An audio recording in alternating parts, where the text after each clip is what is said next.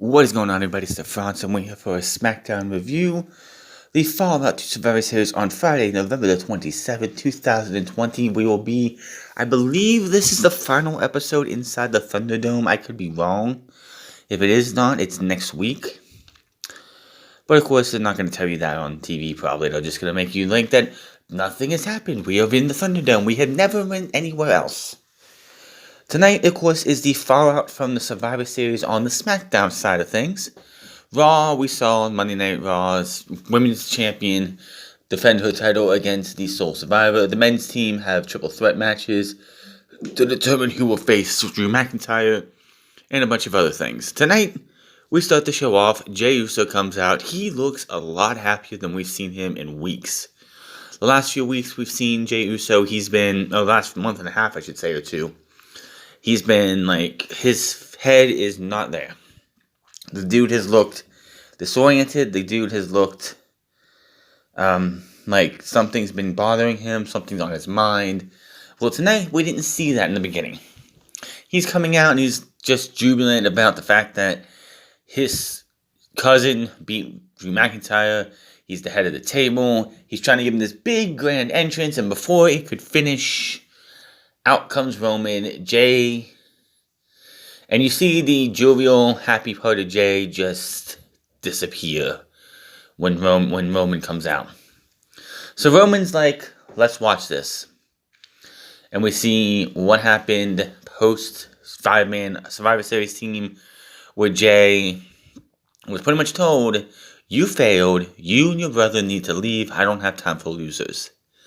Then later on in the night, during the main event match, Jey came back out and super kicked Drew McIntyre, allowing Drew McIntyre to get hit with a spear and Roman winning.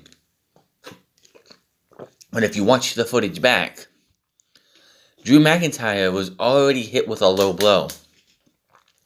Jey did not need to hit a super kick on Drew McIntyre. The low blow happens, Roman gets up, hits a spear, and wins anyway.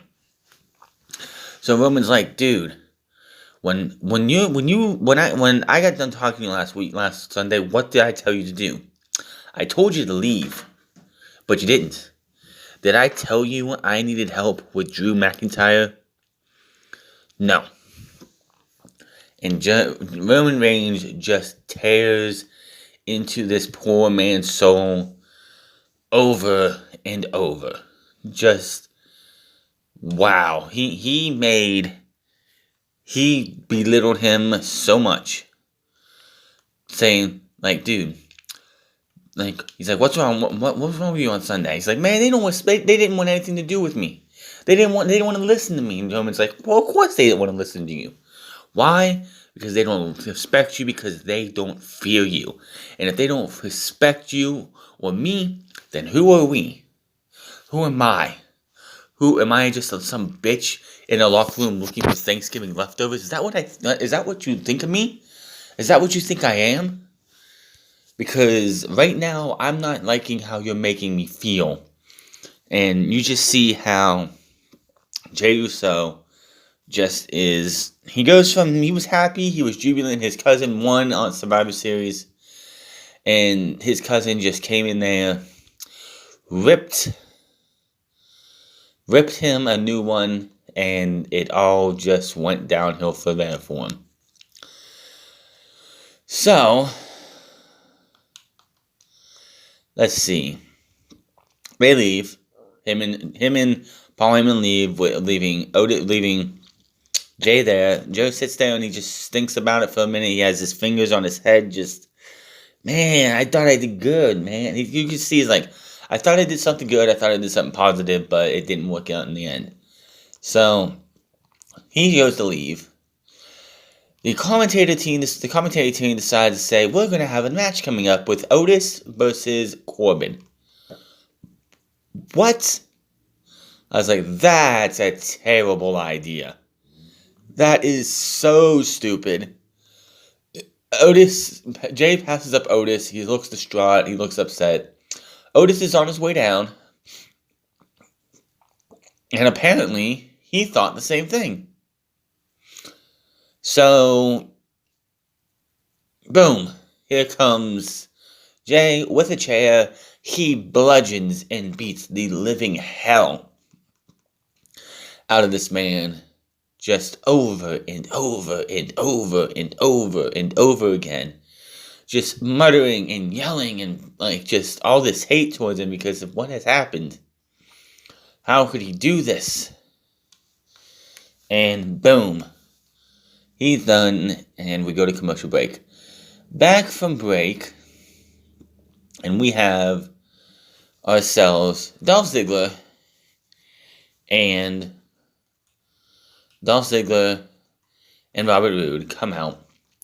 They make fun of Otis, and they're like, dude, that's enough of the jokes. Let's get down to business here. Our business is with you, Street Profits. We want the tag team champions, and we want them championships, and we want them now. Out come the Street Profits.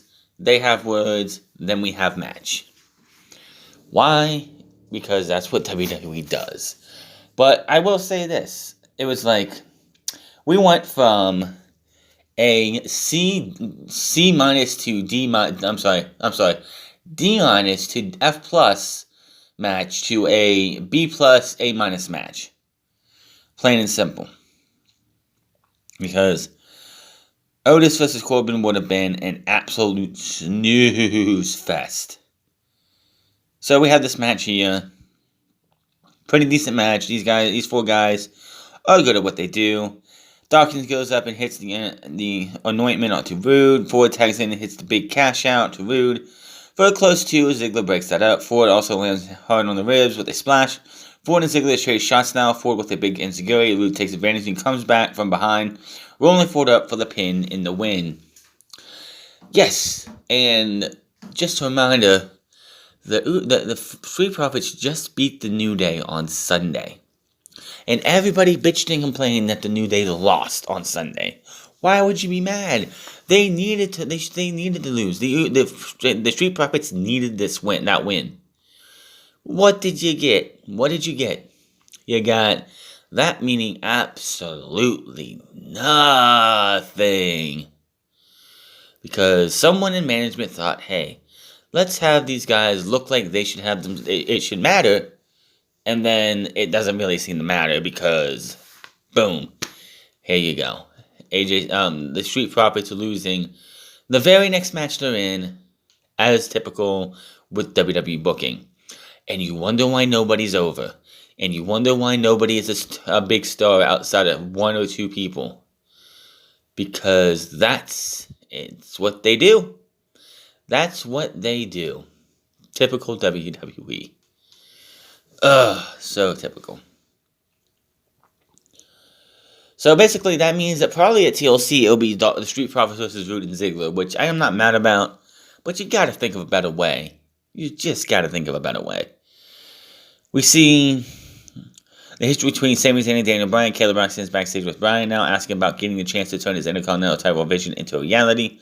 Bryan says his strategy is acceptance. He goes on about accepting how dangerous Jey Uso is these days, accepting how Sami is as delusional as he's ever been in the 15 years they've known each other.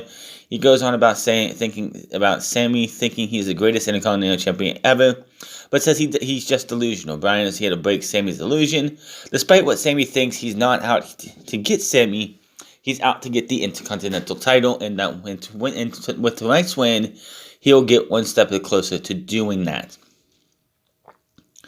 And again, as usual, which Daniel Bryan vs. Sami Zayn, of course, if anyone knows why this match is happening, this one has a little sense to it, because last week, Sami Zayn got pinned in his match, and then he came back, yelled at Daniel Bryan shoved him, and he's like, dude, if I wasn't going up against Bobby Lashley, I would have do something, but I did not forget this, and we will have a match, and we have a match tonight. And right after this, they go, we're going to celebrate The Undertaker some more. I told you it was coming. WWE loves to milk everything. Like I said, remember when Becky got pregnant and Becky told us she was having a kid? We heard and saw the video of Becky's announcement for weeks, not days, weeks, at least 3 or 4 weeks, we just saw that video of Becky's special announcements. I'm fine and all, and I'm sure we'll see a video of Seth and Becky after the baby's born. But guess what? I don't care. That is their life. That is Rebecca Quinn and Kobe Lopez's life. Leave their personal shit alone. You don't need to milk this shit. The farewell was last fucking Sunday. Enough of this shit, WWE. Just enough. Back from break, and Kayla is in the back with Rey Mysterio, Dominic, Murphy, and Aaliyah. She's asked if they revealed the Seth Rollins chapter of the live. I'm sorry. Let me try that again. Kayla is in the back with Rey Mysterio, Dominic Mysterio, Murphy, and Aaliyah Mysterio. She asked if they relieved that the Seth Rollins chapter of their life is over. Rey talks about family and says there's no payback from what happened to. They're thankful for many things. He's thankful for his son's career taking off, his daughter turning into a mature woman, and Murphy realizing what Rollins really was. Corbin interrupts and says they're all one big happy family after one measly win over Rollins. What a joke. Corbin knocks Dominic in-ring skills and Aaliyah's bad judgment and character. He also calls out Murphy for riding Rey's coattails while they're still worth something. Murphy looks to buck up, but he's held back by as Corbin walks off. And again, like I said, we go to the 30-year anniversary, the 30-year farewell video that we saw on Monday. Because, again, WWE loves to milk this shit for every single penny. Give me a motherfucking break. There is no reason for this. All you had to do was show us this on Sunday, do the whole thing for Roman, for The Undertaker, and we move on. That is all you needed to do. But no, we had to do it on Monday. We had to do it tonight. In O'Connor, I bet you we'll do it on Monday again, too. Hey, did you remember, we gave the final farewell to The Undertaker last Sunday? Well, here's the video package for the third time again. Just a joke. So much of a joke. Sami Zayn versus Daniel Bryan for a non-title match. So, Sami Zayn, Daniel Bryan, what else can I tell you? But Sami wins by countout. There's that. It's Sami Zayn, Daniel Bryan. I can't do a match between them two justice. They are two of the best in WWE. Underutilized majority. Well, Sami Zayn's underutilized. I know. Daniel Bryan's like a 5-time, 6 times champion, but that still doesn't mean that he isn't underutilized still. But yeah, let me not break my controller. Thank you. After Bell, Sami begins to celebrate his music hits. The camera cuts backstage and we see Jay mouthing Daniel Bryan in the gorilla position. Ariel working him over. He's beating him up, Kevin Owens makes a save, but Uso shoves him away and keeps pounding on Bryan. Officials get involved now as Owens stops Uso again. Uso yells at Owens and tells him he knows where to find him if he wants to fight. Owens has officials tend to Bryan and says he's going to find Uso, and we go to commercial break. Back from break, and we see Jey Uso talking to Roman Reigns and Paul Heyman. Uso tells Reigns he's going to handle this, so just trust him. Owens walks up and he's tired of the family drama getting in the way of everything. He goes on and says, for someone who talks so much about family being important, Reigns sure does treat his family like crap. He walks off. Reigns tells Uso to take pride in how his son looks at him, and to understand that Reigns takes pride in how his own sons look at him.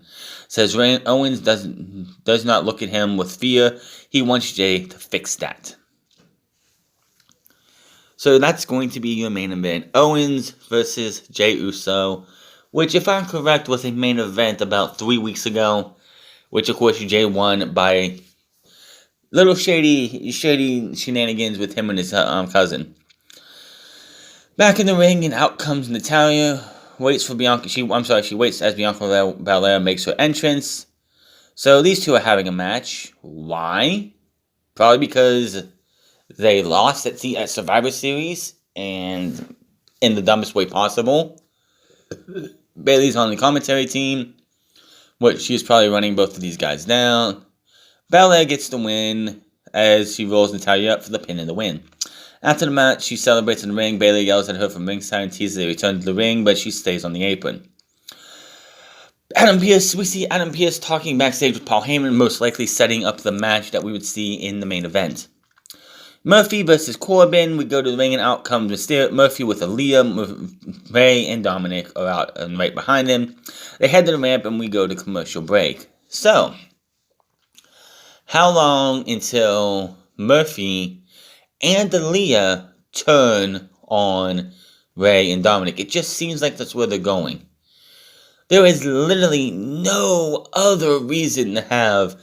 I know you have Murphy and Aaliyah, like Murphy aligned with the Mysterio family, but you don't have to have Ray and Dominic out there every single week. Same thing, you don't have to really have her out there either every single week. But I know it's her boyfriend, blah blah blah, whatever.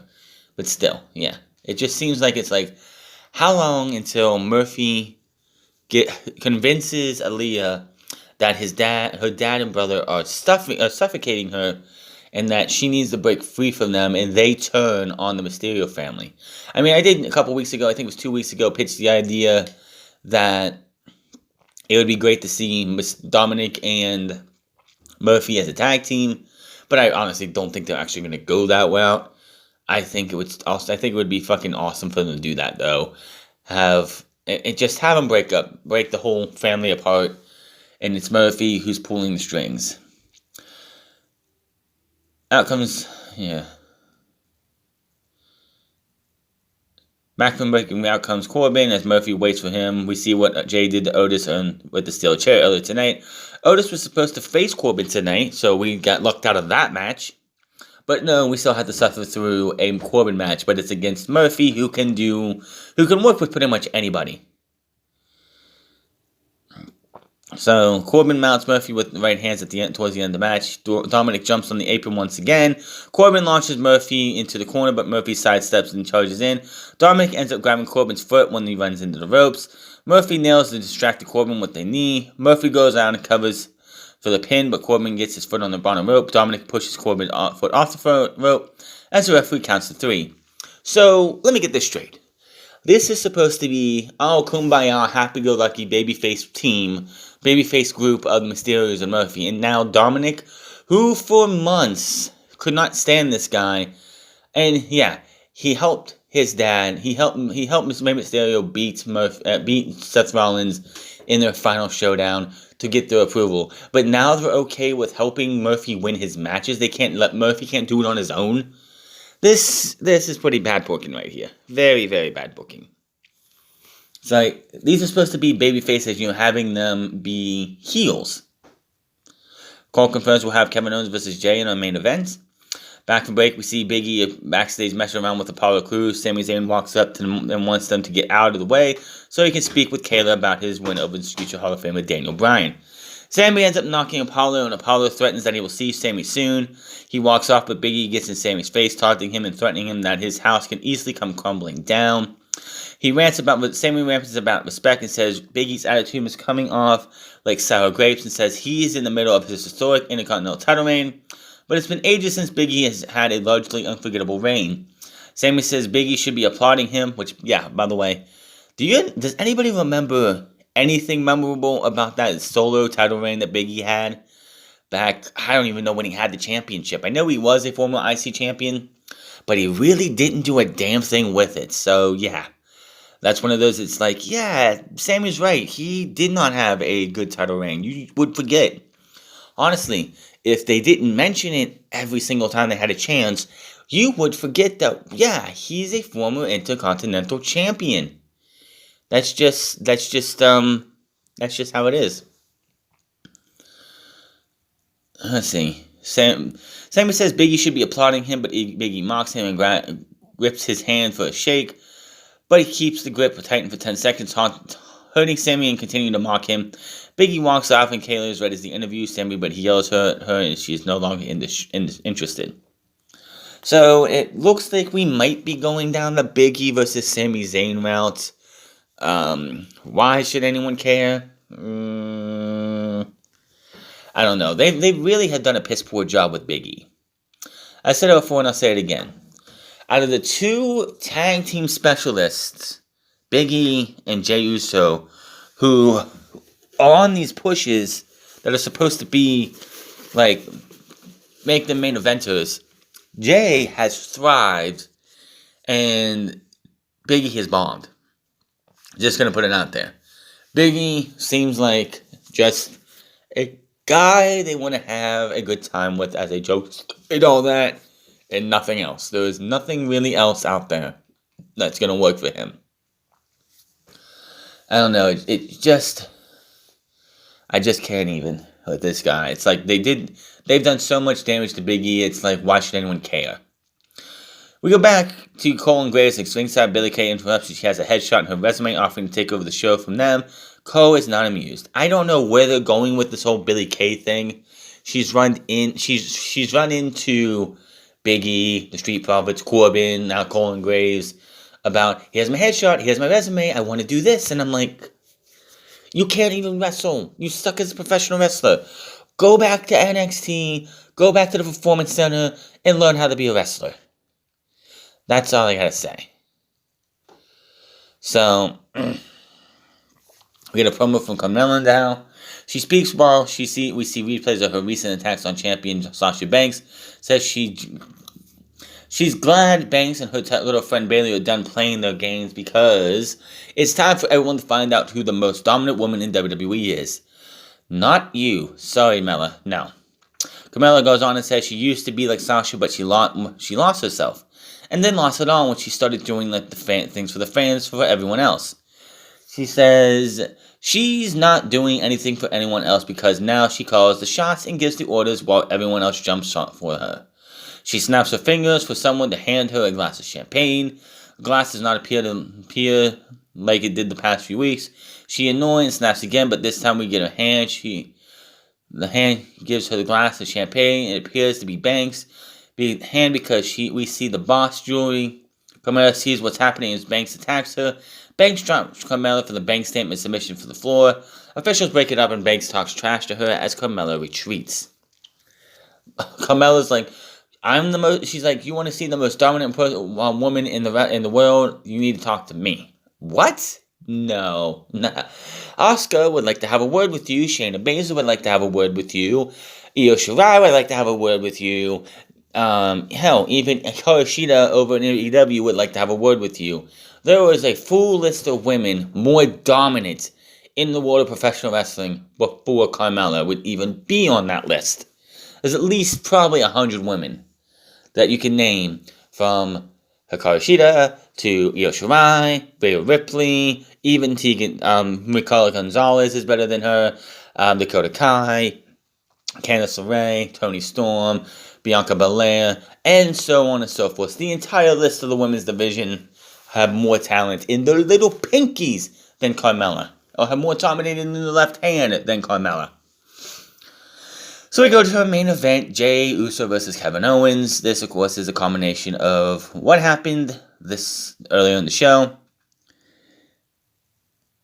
We get a Christmas stream shot promo with Belair and the Smack Tag Team Champions, Street Profits.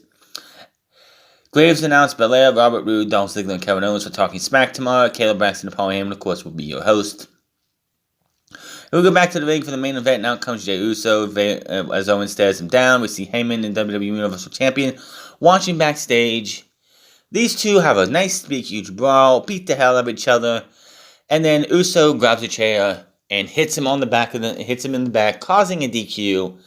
And this leads to a beatdown for a bit. He continues more chair shots. And then he goes and makes his biggest grave mistake. He didn't make sure Kevin Owens wasn't moving before he went out to the announce desk to take everything off. Because he was going to put Kevin Owens through the table, apparently. But Kevin Owens gets up, beats on Jey Uso with the chair now. And just beats him, and beats him, and beats him, and beats him. And he's like, where are you at, Roman? Roman, are you watching this? This is for your family, for the love of your family. You want people to fear you? Well, I don't fear anything, including you. And he's pretty much he wants Roman to come out and have a talk, have a chat. Wants to settle this between each other. If you have a problem with me, he says, Say it to my face. He sits down, he takes one of the chairs, sits down at the commentator's desk on the side, at the top of it, as if he was like at the head of the table, and says, "I'll be waiting." And Roman you just see Roman pissed, and Paul Heyman with his hand over his head, over his eyes, in that, like, his head down and his hands just over his eyes, and that's how SmackDown goes off the air. Now, the big rumor going around was that it was going to be, which everything seems to change because it was supposed to be Fiend versus Roman. Fiend got drafted to Raw, so that's not happening. Then it was supposed to be Daniel Bryan versus Roman. That doesn't seem to be happening. It looks like we're heading towards Roman Reigns versus Kevin Owens. And I'm okay with that. So, yeah, that should be a hell of a match.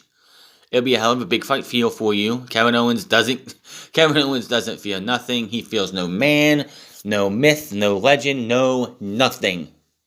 And he's going to go out there and make this be, hopefully, one hell of a match between these two. A lot of good things there, a lot of bad things on SmackDown tonight, but that's just typical WWE. You can't ever have, you're never going to bat 1,000 in anything you do. Not even AEW, Impact Wrestling, New Japan, or WWE. Nothing you do bats 1,000. Not NXT, not Raw, not SmackDown, nothing. But there's always a lot more. SmackDown's a lot better off than Monday Night Raw 100%. But yeah, this was a good ending. I'm actually looking forward to Roman Reigns versus Kevin Owens more than I would have been Roman Reigns versus Daniel Bryan. Because I don't know. This Kevin Owens versus this Roman Reigns just seems to be a better clash of styles than it is Roman Reigns versus babyface Daniel Bryan. I'm just saying. But that's your SmackDown review. It was a pretty decent show. Hit the subscribe button, comment down below, like or dislike this video. Find me on Twitter, find me on Parler at The France Club, because fuck Twitter.